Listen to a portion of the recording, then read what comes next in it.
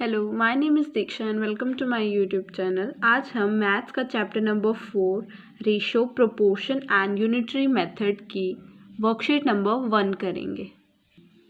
इस वर्कशीट का first question है express the following as ratios. Value दी हुई है 3 डिवाइड बाय 5। इसे रेशो की फॉर्म में एक्सप्रेस करना है। तो सबसे पहले आपको पता होना चाहिए कि रेशो का सिंबल क्या होता है। रेशो का सिंबल होता है ये, इसे हम रेशो का सिंबल बोलते हैं। ठीक है, जो ऊपर होता है उसे हम फर्स्ट टर्म या एंटीसीडेंट बोलते हैं, जो नीचे होता है उसे हम सेकंड टर्म या कंसीक्वेंट बोलते हैं।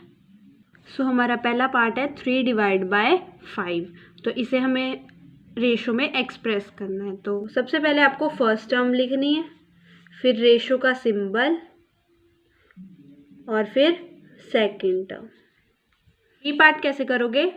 सबसे पहले आपको लेनी है फर्स्ट टर्म, फिर रेशो का सिंबल और फिर सेकंड टर्म। थर्ड टर्म कैसे करोगे? सबसे पहले फर्स्ट टर्म, रेशो का सिंबल, फिर second term. D part, first term, ratio का सिंबल, फिर सेकंड टर्म। फिर से देखो, term, ratio, second term, first term, ratio, second term. ये कैसे करोगे? देखो यहाँ पर आपको लग रहा है 15, लेकिन होता क्या है 15 डिवाइड बाय 1 होता है। तो इसे आप कैसे एक्सप्रेस कर सकते हो? 15 ratio 1। H part 42 ratio 13। Second question is find the ratio of the shaded region to that of whole figure. ये एक फिगर है, इसके अंदर कुछ शेडेड रीजन है और कुछ अनशेडेड है। तो सबसे पहले शेडेड रीजन कितना है? 1 2 3 4 4 है रेशो, क्योंकि हमें रेशो दिखानी है shaded region to that of whole figure. तो सबसे पहले शेडेड रीजन आएगा, उसके बाद होल फिगर का नंबर आएगा। तो शेडेड रीजन 4, रेशो का सिंबल। अब टोटल कितनी है? 1 2 3 4 5 6 7। तो रेशो क्या बनी? 4:7। इस फिगर में भी हमें रेशो निकालना है shaded region to that of whole figure. सबसे पहले शेडेड रीजन कितना है? 1 2 3 है। उसके बाद होल फिगर में कितना है?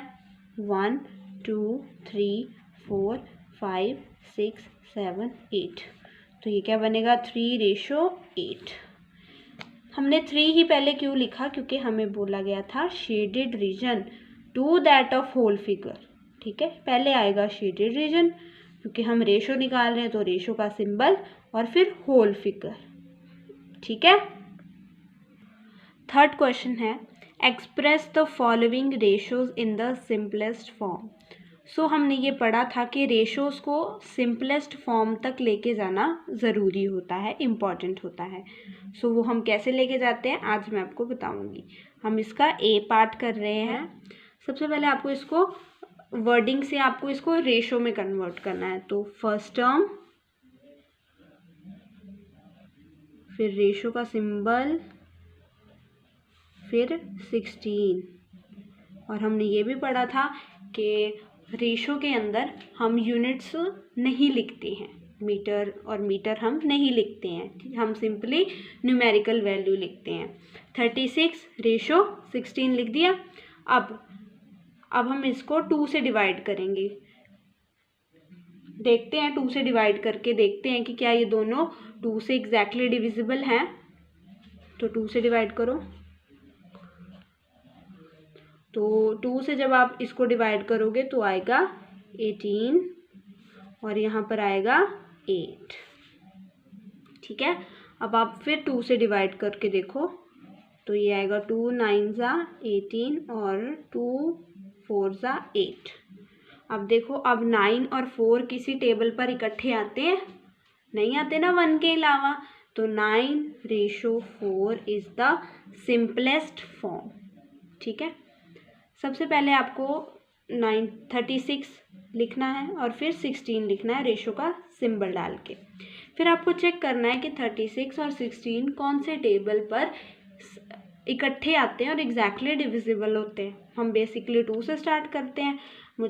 मैंने चेक किया कि हाँ जी 2 के टेबल से 36 और 16 दोनों डिविजिबल हैं। तो 2 को जब 36 से डिवाइड किया जाता है तो 18 आता है और 2 को 16 से किया जाता है तो 8 आता है। फिर 18 रेशो 8 बचा। अब ये फिर से किसी टेबल पर आते हैं, वो कौन सा है 2। मैंने फिर से 2 को जब 18 से डिवाइड किया तो 9 आया और 8 से किया तो 4 आया। अब 9 और 4 किसी टेबल पर इकट्ठे नहीं आते हैं, तो मतलब यही इनकी क्या होगी, सिंपलेस्ट फॉर्म होगी। अब बी पार्ट है ₹125 to ₹35। तो सबसे पहले इसकी रेशो लिखो, फर्स्ट टर्म, रेशो का सिंबल और फिर सेकंड टर्म। ठीक है, तो अब आपको देखना है कि ये दोनों जो नंबर्स हैं ये कौन से टेबल पर एग्जैक्टली डिविजिबल होते हैं। तो देखो इनके वंस प्लेस पर क्या है, 5 है। तो वंस प्लेस पर 5 है तो ये 5 से एग्जैक्टली डिविजिबल हो जाएंगे। तो जब आप इनको 5 से डिवाइड करोगे तो क्या आएगा 25 और इधर क्या आएगा 7। ठीक है, अब 25 और 7 एग्जैक्टली डिविजिबल होते हैं किसी टेबल पर इकट्ठे आते हैं 25 और 7 नहीं आते। तो 25 रेशो 7 ही सिंपलेस्ट फॉर्म है। सो हमारा सी पार्ट है। तो सबसे पहले आप इन दोनों नंबर्स को 2 से डिवाइड करके देखो कि क्या दोनों 2 से एग्जैक्टली डिविजिबल हो रहे हैं। सो जब हम 324 को 2 से डिवाइड करेंगे तो आएगा 162 और जब हम 144 को 2 से डिवाइड करेंगे तो आएगा 72। अब आप इनको फिर से 2 के टेबल पे डिवाइड करके देखो, क्योंकि ये इवन नंबर्स है ना, तो दोनों ही 2 के टेबल पर एग्जैक्टली डिविजिबल हो जाएंगे। जब हमने 162 को 2 से डिवाइड किया तो 81 आया, 72 को 2 से डिवाइड किया तो 36 आया। अब ये दोनों फिर से एक नंबर पर एग्जैक्टली डिविजिबल होते हैं और वो है 3, क्योंकि दोनों का सम 8 + 1 9, ये भी 3 से डिवाइड होता है। 3 + 6 9, ये भी 3 से डिवाइड होता है। मतलब दोनों अभी फिर से 3 के टेबल पर इकट्ठे आते हैं। तो अब आप इनको 3 से डिवाइड करो। सो जब हमने 81 को 3 से डिवाइड किया तो 27 आया और 36 को 3 से डिवाइड किया तो 12 आया। अब ये फिर से किसी एक टेबल पर डिविजिबल होते हैं, क्योंकि 2 + 7 9, ये भी 3 से डिविजिबल होता है। 1 + 2 3, ये भी 3 के टेबल पर डिविजिबल होता है। तो अब आप इनको फिर से 3 के टेबल से डिवाइड करो। सो जब हमने 3 को 27 से डिवाइड किया तो आया 9 और 12 को 3 से डिवाइड किया तो आया 4। अब फिर से 9 और 4 किसी टेबल पर इकट्ठे नहीं आते हैं, तो हमारी सिंपलेस्ट रेशो क्या होगी, 9:4। सो हम थर्ड क्वेश्चन का ई पार्ट करने जा रहे हैं। देखो इन दोनों नंबर्स के वंस प्लेस पे 5 है। 5 है तो इसका मतलब क्या है कि ये 5 से दोनों ही डिविजिबल होंगे, एग्जैक्टली डिविजिबल होंगे। तो आप इन दोनों नंबर्स को किससे डिवाइड कर दो, 5 से। ठीक है, दोनों नंबर्स को 5 से डिवाइड करो। मतलब आपको यहाँ पर जब आप सिंपलेस्ट फॉर्म में कन्वर्ट कर रहे होते हो तो आपका मोटो ये होना चाहिए कि दोनों नंबर जिस टेबल से आप डिवाइड करने वाले हो एग्जैक्टली डिविजिबल हो, दोनों नंबर्स। ठीक है, तो जब आप डिवाइड करोगे 125 को 5 से तो आपको मिलेगा 25, और जब आप 1125 को करोगे तो आपको मिलेगा 225। ठीक है, अब इन दोनों नंबर्स की वंस प्लेस पर फिर से 5 है, तो ये फिर से 5 के टेबल पर एग्जैक्टली डिविजिबल होंगे। तो ये 5 के टेबल, इनको फिर से 5 से आप डिवाइड कर दीजिए। ठीक है, जब आपने 25 को 5 से डिवाइड किया तो आएगा 5 और यहाँ पर आएगा 45। ठीक है, अब 5 और 45, ये दोनों एक टेबल पर आते हैं, इकट्ठे आते हैं, और वो टेबल है 5। तो आप इन दोनों को फिर से 5 से डिवाइड कीजिए। 5 को जब हम 5 से डिवाइड करते तो आता है 1, रेशो का सिंबल एज इट इज़। और 5 के टेबल पर 45 कहाँ पर आता है? 5 मल्टीप्लाई बाय 9, 45, तो ये आएगा 9 पे। अब 1 और 9, 1 को छोड़ के किसी टेबल पर तो इकट्ठे नहीं ना आते, तो 1:9 इज़ द सिंपलेस्ट फॉर्म। सबसे पहले आपने क्या किया कि मैंने कैसे पता लगाया कि मैं 5 से डिवाइड करूँगी, क्योंकि इनकी वंस प्लेस पर 5 5 था, जिसका मतलब क्या होता है कि ये कौन से टेबल से एग्जैक्टली डिविजिबल होंगे? 5। सपोज करो इनमें से एक 5 ना होता और यहाँ पर 120 होता, तब ये कौन से टेबल पर? फिर से ये 5 के टेबल पे जा सकते थे, ठीक है, क्योंकि 5 से डिविजिबिलिटी होने के लिए वंस प्लेस या तो 0 होनी चाहिए या तो 5 होनी चाहिए, या तो 0 होनी चाहिए और या तो 5 होनी चाहिए, ठीक है। अब हम इसका एफ पार्ट करते हैं। एफ पार्ट है 45 आवर्स टू 36 आवर्स, इसे हमें सिंपलेस्ट फॉर्म में कन्वर्ट करना है। तो सबसे पहले आप लिखिए फर्स्ट टर्म, रेशो निकालनी है ना, फिर सेकंड टर्म। अब 45 और 36 ये दोनों 3 से डिविजिबल होंगे। मैंने कैसे पता किया? क्योंकि 4 + 5 होता है 9 और 3 + 6 होता है 9। दोनों ही 3 के से, जैसे इन दोनों का मैंने सम लिया 9 आया, तो ये 3 से डिविजिबल होता है 9, 9 को 3 से डिवाइड कर सकते हैं। और 36 में भी 3 + 6 क्या आता है? 9, और वो भी 3 से डिविजिबल होता है। तो इन दोनों नंबर्स को आप किससे डिवाइड करोगे? 3 से, ठीक है। तो जब हम 45 को 3 से डिवाइड करते हैं तो हमें मिलता है 15 रेशो, और जब हम 3 को डिवाइड करते हैं 36 से तो हमें मिलता है 12, ठीक है।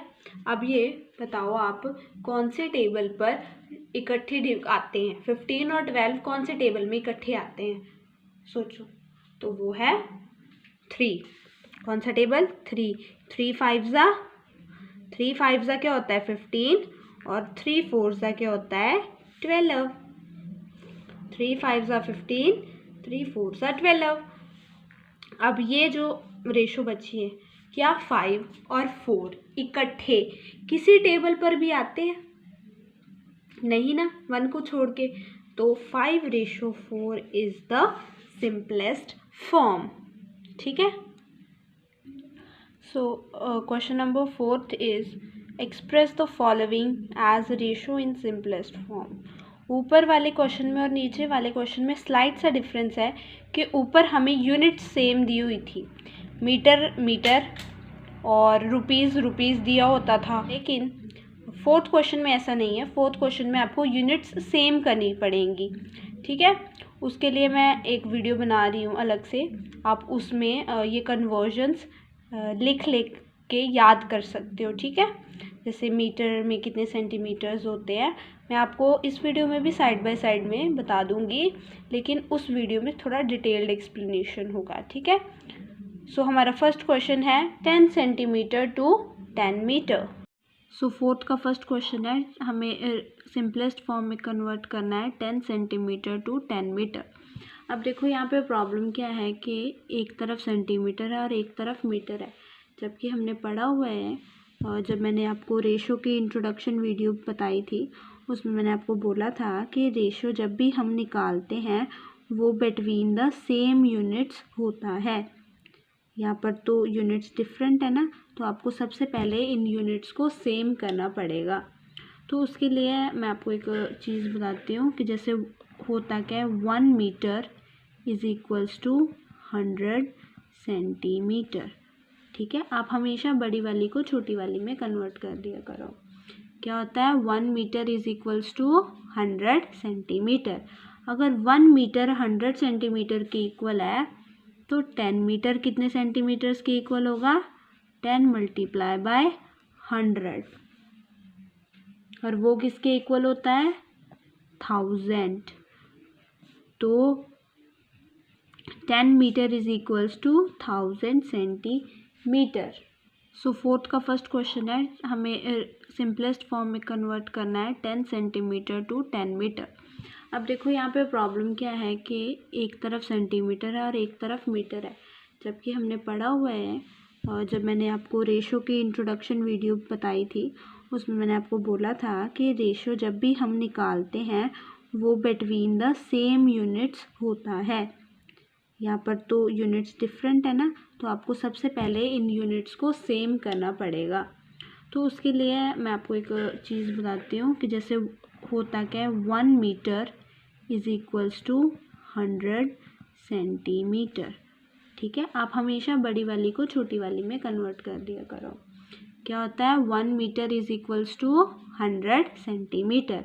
अगर 1 मीटर 100 सेंटीमीटर के इक्वल है तो 10 मीटर कितने सेंटीमीटर्स के इक्वल होगा, 10 मल्टीप्लाई बाय 100, और वो किसके इक्वल होता है, 1000। तो 10 metre is equals to 1000 centimetre. जैसे मैं आपको एक एग्जांपल देती हूँ कि आपके पास 5 टॉफ़ीज़ हैं। ठीक है, आपके पास कितनी टॉफ़ीज़ हैं, 5 टॉफ़ीज़ हैं, और अगर एक टॉफ़ी 2 रुपीज़ की है तो 5 टॉफ़ीज़ कितने की होती हैं, 10 की। वो आपने कैसे कैलकुलेट किया, 2 multiply by 5। So similarly 1 metre is equals to 100 centimetre. So 10 metre कितने सेंटीमीटर के इक्वल होगा, 10 मल्टीप्लाई बाय 100 जो कि होता है 1000 सेंटीमीटर। अब देखो, अब यूनिट सेम होगी ना सेंटीमीटर सेंटीमीटर की, तो अब हम इनको क्या कर सकते हैं, कंपेयर कर सकते हैं, इनकी रेशो निकाल सकते हैं। ठीक है, तो 10 की जगह आप 10 ही लिखो, रेशो का सिंबल डालो, और अब 10 मीटर किसके इक्वल है, 1000 सेंटीमीटर, तो अब आप यहाँ पर 1000 लिखोगे। ठीक है, अब 10 और 1000 कौन से टेबल पर इकट्ठे आते हैं, 10 से डिवाइड कर दो, तो 10 डिवाइड बाय 10 1, 1000 को 10 से डिवाइड करोगे तो क्या आएगा, 100। तो ये क्या है, सिंपलेस्ट फॉर्म है। ठीक है, अब हम इसका सी पार्ट करते हैं। सी पार्ट है 35 डेज टू 3 वीक्स का हमें सिंपलेस्ट फॉर्म फाइंड करना है। तो इसके लिए आपको इसमें भी एक फॉर्म याद रखना पड़ेगा, फॉर्मूला, कि 1 week is equals to 7 days. एक हफ्ते में 7 दिन होते हैं, Monday, Tuesday, Wednesday, Thursday, Friday, Saturday and Sunday. 1 week is equals to 7 days. So अगर 1 वीक में 7 डेज होते हैं तो 3 वीक में कितने डेज होंगे, 3 मल्टीप्लाई बाय 7 मतलब 21 डेज। देखो फिर से, 1 वीक में कितने डेज होते हैं, 7, तो 3 वीक्स में कितने होंगे, 7 मल्टीप्लाई बाय 3, वो कितने होते हैं, 21। तो 3 weeks is equal to 21 days. यहाँ पर भी डेज और वीक्स था ना, तो हमें ये कन्वर्ट करना ज़रूरी था। तो अब हम किसका रेशो निकालेंगे, 35 रेशो 3 वीक्स किसके इक्वल था, 21 डेज के। तो 35 डेज 21 डेज, डेज हो गया ना सेम, तो अब हम इनका रेशो निकाल सकते हैं। 35 एंड 21 कौन से टेबल पर आते हैं इकट्ठे, 7 के। तो आप इसको 7 से क्या करोगे, डिवाइड कर दो।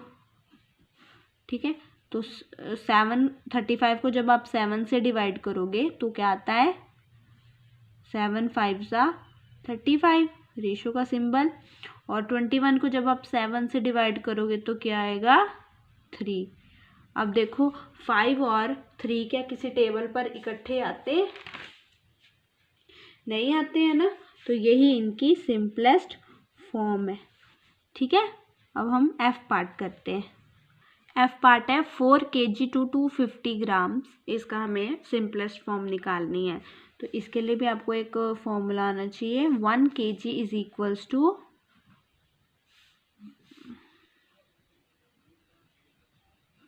1 kg is equals to 1000 grams. ठीक है, 1 kg के अंदर कितने ग्राम्स होते हैं, 1000 ग्राम्स होते हैं। सो 4 kg में कितने ग्राम्स होंगे? 4 मल्टीप्लाई बाय 1000 ग्राम्स। देखो हम मल्टीप्लाई कब यूज़ करते हैं? जब हमें वन चीज़ की कीमत पता होती है या क्वांटिटी जो भी बोलते हैं, कि अगर हमें एक आइटम के बारे में कुछ पता हो और हमें ज़्यादा के बारे निकालना हो तो हम मल्टीप्लाई यूज़ करते हैं। डिवाइड कब यूज़ करते हैं? जब हमें ज़्यादा के बारे में पता हो और हमें एक के बारे में जानना हो, तब हम क्या करते हैं? डिवाइड करते हैं। 1 kg is equals to 1000 grams and 4 kg is equals to 4 multiply by 1000 grams, मतलब 4000 ग्राम्स। ठीक है, अब हम रेशो निकाल सकते हैं क्योंकि अब दोनों यूनिट्स सेम हो गई। 400 kg की जगह अब आप किसके बीच के सिंपलेस्ट फॉर्म निकालोगे? 4000 ग्राम्स टू 250 ग्राम्स, ऐसे करोगे ना। अब ग्राम ग्राम हो गया तो यूनिट सेम हो गई। अब आप इनका रेशो निकाल सकते हो। रेशो निकालने के लिए यूनिट सेम होना चाहिए। ठीक है, तो 4000 फर्स्ट टर्म, रेशो का सिंबल सेकंड टर्म। तो इनकी देखो वंस प्लेस पर क्या है? 0 है। तब तो क्या करेंगे? अगर वंस प्लेस पर 0 है तो आप इनको 10 से डिवाइड कर दो। किससे डिवाइड करोगे? 10 से। जब आपने 10 से डिवाइड किया तो ये क्या आएगा? 400 रेशो 25, 400 रेशो 25 ये आया। अब आप क्या करोगे? इनको क्या कर दोगे? 5 से डिवाइड कर दोगे। क्यों? क्योंकि 4 ये वंस प्लेस पे 0 है यहाँ पर और यहाँ पे 5 है। मैंने बोला था जब भी वंस प्लेस पर 0 या 5 होगा तो वो किससे डिविजिबल हो सकता है? 5 से है। ठीक है, यहाँ पर हमने 10 से क्यों किया? क्योंकि दोनों ही 0 थे। यहाँ पर हम 5 से क्यों कर रहे हैं? क्योंकि एक 0 का है, एक 5 का है। ठीक है, तो हम यहाँ पर 5 से डिवाइड कर रहे हैं। तो जब हमने 5 से 400 को डिवाइड किया तो ये आएगा 80 रेशो का सिंबल, और आएगा 25 को 5 से डिवाइड करो तो क्या आएगा? 5। अब आप फिर से क्या करोगे? 5 से डिवाइड कर दो। हमने 5 से ही डिवाइड क्यों किया? क्योंकि यहाँ पर वंस प्लेस पर 0 है और वहाँ पर वंस प्लेस पर क्या है? 5 है। ठीक है, तो जब हम 80 को 5 से क्या करेंगे? डिवाइड करेंगे तो आएगा 16, और 5 को 5 से करेंगे तो क्या आएगा? 1। फिर से देख लो ये सम हमने कैसे किया। सबसे पहले तो यहाँ पर हमें क्या निकालने को कहा गया था?